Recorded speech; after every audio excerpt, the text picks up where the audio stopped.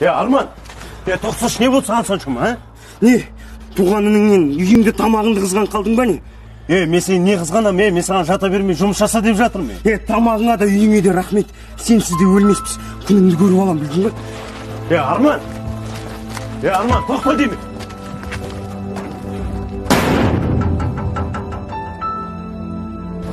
Тоқташы. Үйдің кеткен несі, балам? Баланем. Сен әлі кішкентайсың ғой. Балалар, сен қайдаған шарма? Түсіндіріп айтпайсың ба, не болды? Менің де өз еркім бар. Мен де адамым. Сендер мені түсінбейсіңдер. Әрине, балам, сен адамсың ғой. Кешкісен не болып жүр? Кешке дейін сендерді асыраушы самал жүрмін. Сол еркек қой. Саған есеп беру алып. Түнімен таксаға кетіп жүру оңай дейсің ба?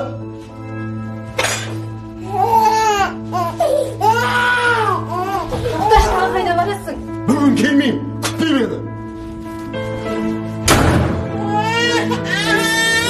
Ама, мен неге түсінбейсіңдер айтып жатырмын ғой, қазір уақыт жоқ, жұмыс көп енді. Өздерің жинала беріңдер енді. Балама, сендердің орындарыңда елдің бәрі келіп жатқанда сен де уақыт алып келіп кетсең жалғыз. Немерелерді сағынды. Неге түсінбейсің, мен айтып жатырмын, уақыт жоқ қазір. Сағынсаңдар өздерің келді.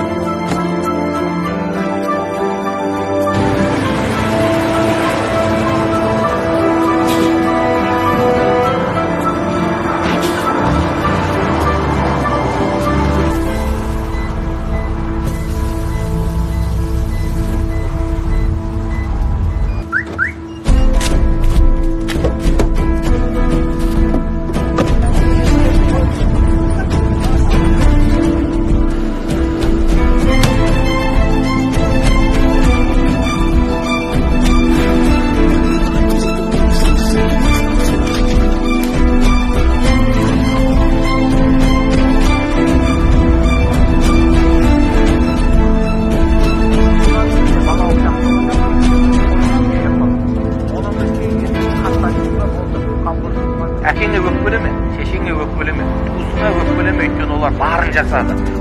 Қолында не бар, сол нәрсемен бөлісті, берді, оқытты, шоқытты. Адам бірнеше рет екесі болуы мүмкін, бірнеше баланың әкесі болуы мүмкін. Бірақ бір әке бір шешеден туған бауырын енді қайта таба алмайсың. Бірақ егер мен осы тұрмысқа шыдамай ажырасып кететін болсам, бұдан да ауыр өмір күтіп тұр дейтін болсаңыз, әрине сіздің ажыраспай сабыр қылып анаңыздың сүтін некеге шарқалап апарып берсеңіз де құтылмайсыз. Әкеңіздің бәрібір ал балам бақытты бол деген бір ауыз сөзін естімей өмірде қырсығыңызда кешіп өтуі мүмкін.